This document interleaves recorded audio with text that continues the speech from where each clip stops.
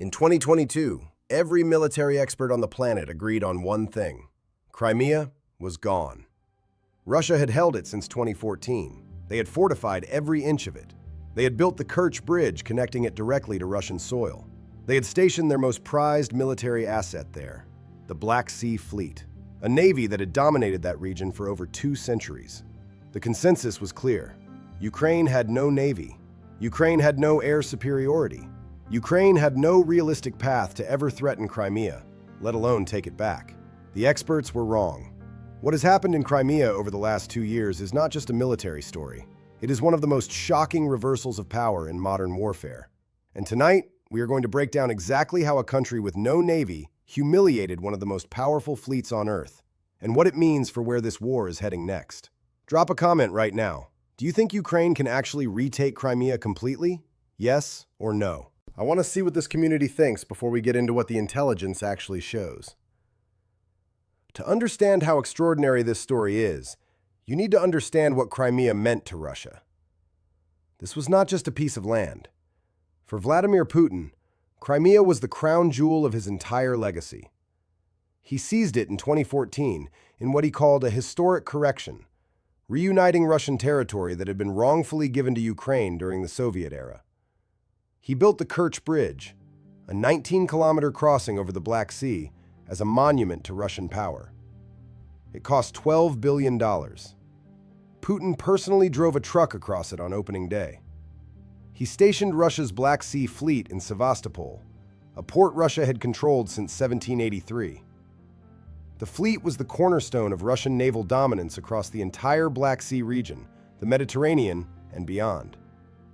Military analysts called Crimea Russia's unsinkable aircraft carrier, a fortified peninsula surrounded by water on 3 sides, connected to Russia by that massive bridge, packed with air defense systems, radar stations, naval bases, and tens of thousands of troops. In 2022, when Russia launched its full-scale invasion of Ukraine, Crimea was the launch pad. Missiles flew from Crimea into Ukrainian cities. Troops deployed from Crimea into southern Ukraine.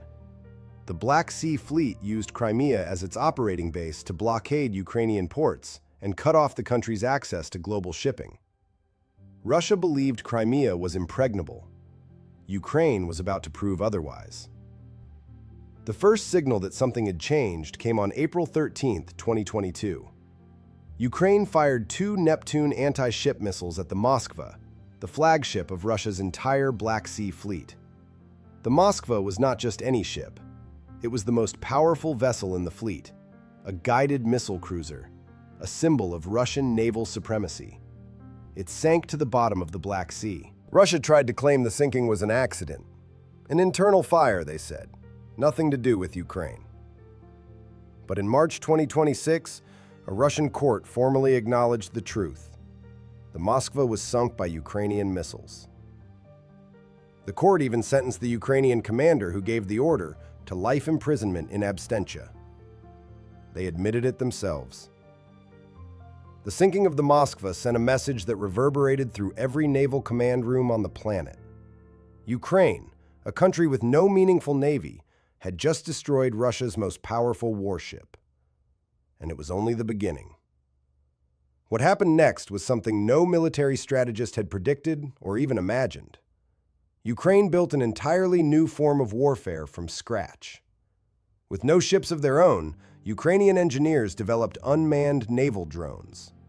Small, fast, explosive-packed boats that could travel hundreds of miles across the Black Sea entirely without a human operator. The first generation was called the Magura. It cost approximately $50,000 to build. The Russian warships it was designed to destroy cost tens of millions each. Ukraine's Group 13, a special unit within Ukrainian Defense Intelligence, began deploying these drones against the Black Sea Fleet with devastating precision. One by one, Russian warships were hit, damaged, sunk, forced to retreat. The fleet that Russia had spent decades building, the fleet that was supposed to dominate the Black Sea for generations, began to fall apart. Russia tried to respond. They reinforced harbor defenses around Sevastopol. They deployed nets and barriers. They added patrol boats. Ukraine responded by developing longer-range drones, the Sea Baby, the Mamai. Each generation more advanced than the last, traveling further, hitting harder, operating in ways Russian defenses had never been designed to stop. Share this video if you think the world needs to understand what Ukraine has actually accomplished here. This is not making headlines the way it should. By late 2024, something unthinkable had happened. Russia withdrew the Black Sea Fleet from Crimea. The fleet that had been stationed in Sevastopol since 1783, over 240 years of continuous Russian naval presence, was gone. Forced out by Ukrainian drones costing $50,000 each. 1/3 of Russia's entire Black Sea Fleet had been either sunk or seriously damaged. The flagship was at the bottom of the ocean.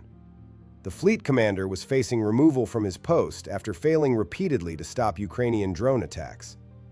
Putin's unsinkable aircraft carrier had a hole in it, and the consequences went far beyond the military balance. With the Black Sea Fleet neutralized and forced to retreat to the Russian port of Novorossiysk, hundreds of miles from Crimea, Ukraine opened the western Black Sea shipping lanes that Russia had blockaded since the invasion began. Ukrainian grain shipments began flowing again to global markets. The economic stranglehold Russia had placed on Ukraine's ports was broken.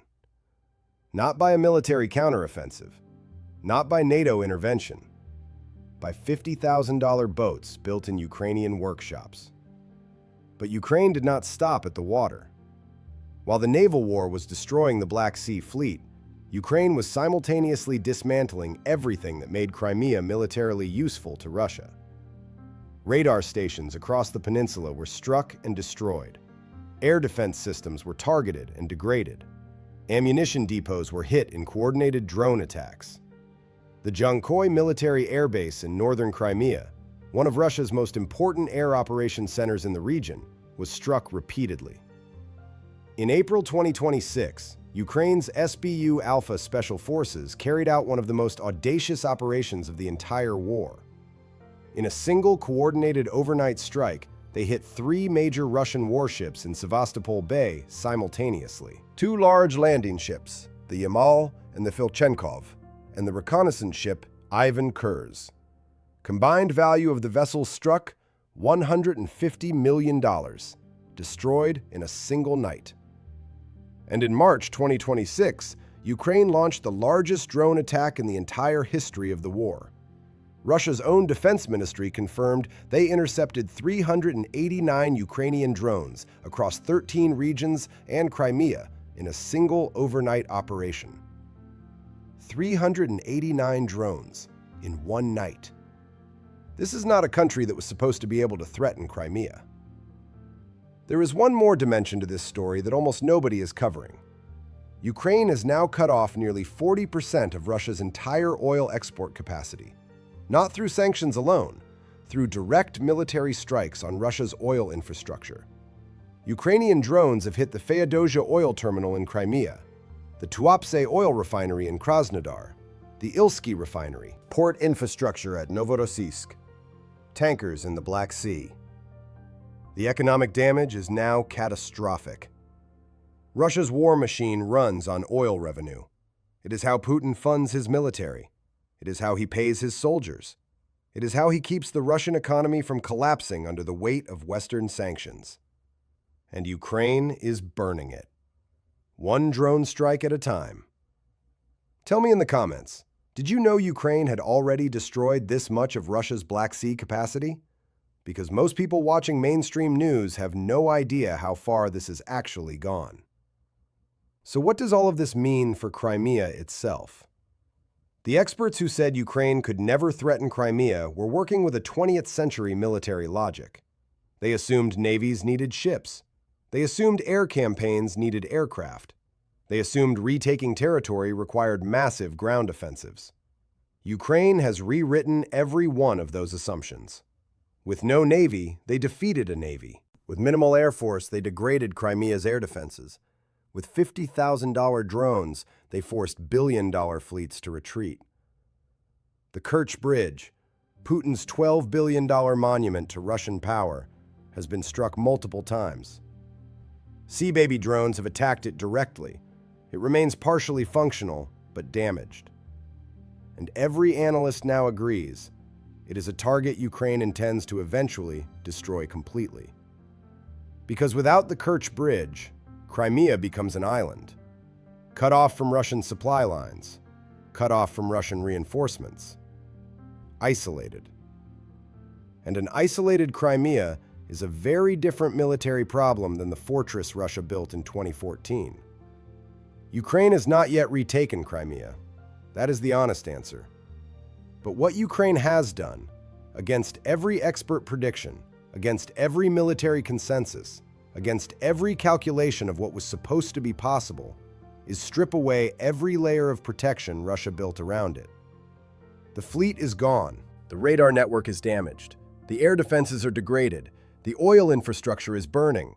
The bridge is cracked. And Ukrainian drones are still flying over the peninsula right now as you watch this video. The experts said it could never happen. They were wrong about every single step that got us here. And the people who are still saying Crimea is safe are making the same mistake again. This is the Intel Room. If this video gave you information you did not have before, subscribe right now and hit the notification bell, because what happens next in Crimea will move fast, and you need to be the person in the room who already understood it before everyone else did. We will be watching.